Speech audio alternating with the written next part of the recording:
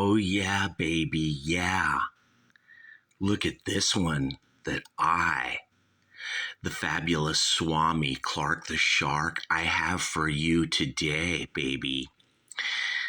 It's ELO, Out of the Blue. And this fucking album is amazing. Yeah, it's the big one from Electric Light Orchestra and Jeff Lynne. It's a solo project, you guys. Jeff Lynne, it's like he does everything, or he doesn't play all the instruments, but come on, he's no Clark the Shark. He doesn't go in the studio and play the drums and then, play the guitar, the bass, the keyboards, and it takes an hour or two, and then 15 different vocal overdubs. I don't think he's fucking talented like that, you guys. No way. But he's fucking more amazing than I could ever be because of these songs. Now, Out of the Blue, to me, this is the weird part of this review, you guys. I don't think really this is the best ELO album. And yet to the public, the mass public, it is. The album before this is just as good as this. And that should have been the big ELO album. And for whatever reason, it wasn't. Maybe the record label was like, these guys got more ketchup in the bottle. Like Rush, like that guy, I forget his name, Jack Black. He's all the fat dude. He's like, they still got like sauce coming out, like relish. It keeps coming out of the bottle, man. The mustard, I don't mean like the mustards off the hot dog like Chick Hearn. I mean like the ELO ketchup or mustard or relish. It still keeps coming, even when the fucking bottle's empty, baby. And it's like a transparent bottle and you're looking in it. It's empty, and you pour it and there's still fucking shit coming out of it. That's not just good shit, but like number one top 10 shit on the Billboard charts or something. I can't fucking figure it out. Maybe this album really is technically the best ELO album. And maybe not. Me, Clark the Shark, I like all their albums equal or something. I'm just fucking weird like that, you guys. I can't explain it. But definitely this album, the other albums sold like 2 million, 3 million. This one sold like 25 million worldwide. I think in the United States, like 4 or 5 million. I could be wrong there, but if you add up the whole worldwide sales in every country of this album, Out of the Blue, by ELO, it's like as big as Led Zeppelin, you guys, I'm not kidding, or any album that's huge by like Madonna or Michael Jackson or some shit. This album is fucking gigantic all over planet Earth. Probably even to this very day in 2024. And I don't think there is another ELO album even close to that big. Even though, the album right before this one, I think, was meant to be their big album. It's pretty fucking good. And that other one that I reviewed recently before that one was pretty darn good. But, I think the record company was like, come on, ELO, you can do even better. You know how that is, how your dad is like, come on, Wayne. You remember Wayne Gretzky was getting like 600 points when he was just 8 years old. But his dad was like, you're not trying hard enough, Wayne. You can get 900. That's ELO, you guys. These guys were already incredible before this album on many, many albums. I'm not talking one or two or one. Many, many, many fucking albums.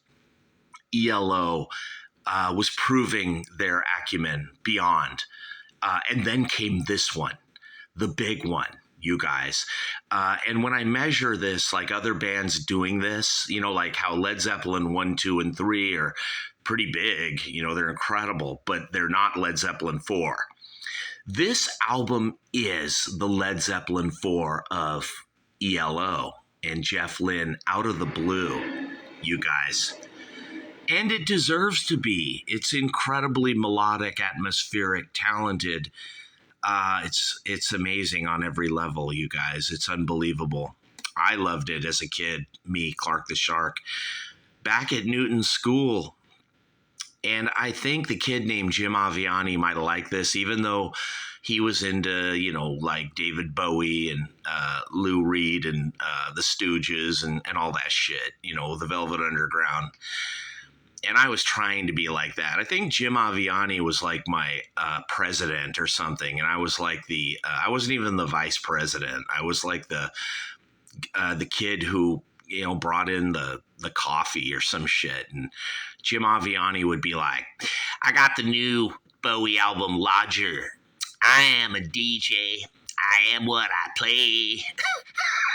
And I'd be like, you fucking dick. Here's your fucking coffee.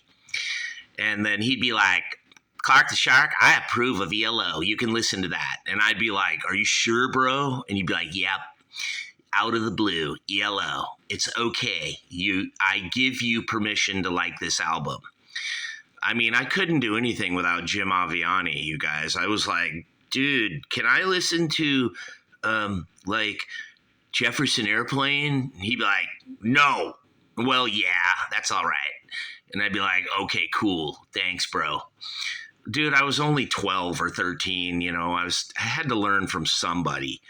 And, you know, my family, I mean, they were just like these hillbillies listening to Hank Williams or like some shit. And that's all well and good, too. I'm just saying, Clark the Shark, I needed a little more, baby. I needed me some ELO, Out of the Blue. I'm sorry, I had to, you guys.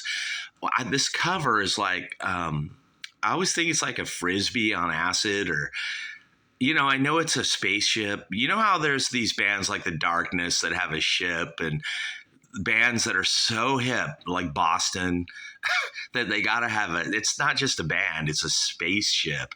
I don't know if Rush ever had their own spaceship. I should have done that with Greenhouse Effect GE, you guys. I didn't even think of that. We would be so big today, and I would be world famous. I wouldn't be sitting here on the Clark the Shark show. That's for sure. Had I used a spaceship to describe myself, the way that like ELO does here, and the album before it, I think, I'm pretty sure, they unveiled this monster like mothership. Of course, Led Zeppelin, you know, has the Zeppelin, but we all know what happened to it. And I don't know if ELO's Zeppelin here ever crashed, you guys. Like Jack Black says about Rush, the sauce just fucking kept coming out. And I think finally ELO just quit or gave up because they're like, you know what? We're so fucking rad and we're so fucking awesome. If we keep recording albums, they're gonna fucking be awesome. I mean, that's just the way it is. It's gonna happen, and you know we're sick of it. We're over ourselves. I'm not sure what even happened to ELO. I think Jeff Lynne was like, you know what, I can do a 10 million selling album, you know, blah blah blah, anytime I want. And then he went into the Traveling Wilburys with Tom Petty and all that shit, which to me was like fucking horrible. It wasn't ELO. Anything with Tom Petty fucking sucks. I can't stand that guy. I like Roy Orbison and of course Stig O'Hara. I love those guys, and I love Jeff Lynne. But when they added Tom Petty, they fucked that up and ruined that project. It would have been fucking awesome without Tom Petty. I think what's his name is in it too. The acoustic guy from the 60s. You know his name, Bob whatever. I call him what's his name? The fucking guy that thinks he's a genius, or maybe he is a genius. I don't know. But me, Clark the Shark, I know I'm a fucking genius. But nothing, not even fucking close to Jeff Lynne and ELO. Out of the blue, baby. Forget it, Sharky. You don't have a chance here. But I'm like, you know what? I could probably, rip off songs the way ELO does. And, there's one glaring thing here. I'm sure it's going to get 5 stars, you guys. It shouldn't. There's a few problematic things about this album that I'm going to point out. All Music gives it a 3.5. The Encyclopedia of Pop Music, 5. Rolling Stone probably hated it. Oh, they gave it a 3 out of 5. Look at that. Unfavorable from Rolling Stone, that other version of reviews they do from their shitty magazine. Unfavorable for ELO. Yeah, that's real fucking genius. Who wrote that shit? It wasn't Lester Bangs, I hope. Or who fucking knows? I'm not even sure what Lester Bangs. I think he likes Zeppelin. I'm not sure. Maybe not. I don't know. But Turn to Stone, you guys.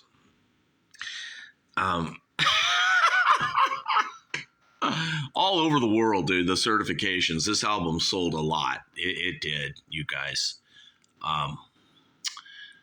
Is it really the big great album that it's all cracked up to be? 4 sides, a double album. Turn to Stone. Well, we all know that's a fucking genius, amazing classic. And It's Over is pretty interesting. It's not as good as Turn to Stone. But Sweet Talking Woman is unbelievably awesome, you guys. I get sick of it, when I hear Sweet Talking Woman, I'm like, yeah, blah, blah. That's one of the things I don't like about ELO is they got songs that are so great and so incredibly awesome that you're just like, fuck it, I'm sick of it. And now here's the problematic controversy on the album. It's track number 4, side 1, Across the Border. This is the Beach Boys, Heroes and Villains, you guys. Listen to that song and listen to Across the Border by ELO. I wouldn't say it's paying homage or a tribute or a parody. It's theft. And Jeff Lynne is known to take a little bit of Dionne Warwick or the Bee Gees. I can name a couple of songs right away if you want me to, you guys. Walk On By, and others. He's known to do it, you guys. Just like me, Clark the Shark, I rip off shit too. I'm sure Dirk McQuickley does it and lots of people. What can you do, dude? But Across the Border, I do think Brian Wilson and the Beach Boys may have mentioned it over the years. And may have threatened a lawsuit. There may be a payoff there. But listen to that song, Across the Border. It is the Beach Boys. It very much is, you guys. Almost the exact same song, too. Heroes and Villains from the Fabulous Smile sessions. And originally on the album Smiley Smile, which I reviewed recently, you guys. Across the Border. Definitely a ripoff. Not paying homage, not a parody. Night in the City, side 2's fucking good shit. None of these songs lit up in blue, but they should be. These are solid meat and potatoes. Night in the City, Starlight, Jungle, Believe Me Now. The instrumental, fucking awesome, Stepping Out. Side 2 is incredible, you guys. Very interesting, melodic, atmospheric. I love the keyboards, violins, the atmosphere that the band sets. I want you to buy this album. It's important that you do. If you're only 18 or 17 years old right now in 2024, me, Clark the Shark, I am your Jim Aviani. Okay, you guys? Don't go email Jim Aviani and bug him and be like, Clark the Shark says you're a genius, Jim. Like, we're not even going to listen to Clark the Shark. We're just going right past him and we're going right to you. Should we buy ELO? He's going to be like, no, don't.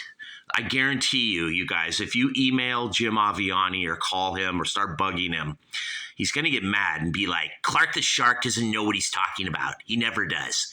He's full of shit and he lives in his own little world. He's a narcissist, nihilist. And all he does is sit there and talk to the Clark the Shark show. And side two's not that good anyway. Night in the City, that's boring. These songs are all boring, just like Clark the Shark. He doesn't know anything. You guys, he's such a genius intellectual. He'll do that, so don't go right to him. You come to me, Clark the Shark. I'll give you the skinny. I'll give you the lowdown, you guys. Side 2 isn't lit up in blue, but these songs are good. They're interesting, especially Night in the City and Starlight. Fucking killer songs. We go to side 3, this double album, Standing in the Rain, which could be and should be a hit song, you guys, and Big Wheels. Same thing. These songs are amazing. Summer and Lightning. You're going to find out that the songs that aren't lit up in blue, that aren't hits, you guys, are the best songs on this album. And you're going to be like, holy shit, this band's incredible. I'm not kidding. Now, Mr. Blue Sky, which is kind of like a Beatles ripoff or something, we all know is an amazing song. I can't trace the Beatles song or the Ruddles or whatever that it's ripping off. It sounds a little like the Beach Boys, you guys. I'm not kidding. Like Good Vibrations or maybe The Who, you know, Tommy. I don't know, you guys, but Mr. Blue Sky is incredible. It's not the most original song, but it is. It's inventive, creative. It's an origination all its own in some weird, twisted way. Mr. Blue Sky. But I like these 3 songs before it more. You know me, Clark the Shark. I'm just weird like that. Melodic, atmospheric, tangy. It's like eating an orange mixed with a lemon with sugar and tea and caffeine when you sink your teeth into ELO Out of the Blue. Side 4, you know. Now, this might be the weakest side, you guys, of the album, where you're like, you know, what are they fucking doing here? This is like a rock opera, Sweet is the Night, which is kind of a real letdown of a song. I like it, me, Clark the Shark, but I'm not sure if you guys out there will like it. You might. The Whale, the instrumental, you know, ELO instrumentals are always good and they're always interesting. I want you to listen to The Whale over and over like 3 times, and then you make your own conclusion. I'm sure you're going to draw a good one, you guys. Birmingham Blues. One of those songs. Interesting always, you guys. And Wild West Hero, kind of a song we all know. I'm sick of it, you know, it's good, blah, blah. 440. Whenever I listen to ELO Out of the Blue, I kind of neglect side 4, and I kind of just, you know how Adam Sandler fast forwards with the click, the little remote. That's me with side 4 of ELO Out of the Blue. Even though sometimes I've gone back and listened to side 4, and I'm like, this is really good. It is just like the rest of the album. All this fucking shit is good. And then pretty much you'll discover that every single ELO album is like that, you guys. They are all equally good. This one isn't necessarily better than the others. It sold more. I'm not going to say I don't know why. I do know why. It's got big hits on it. Sure, it's a big album. Everybody loves this, you guys. ELO Out of the Blue.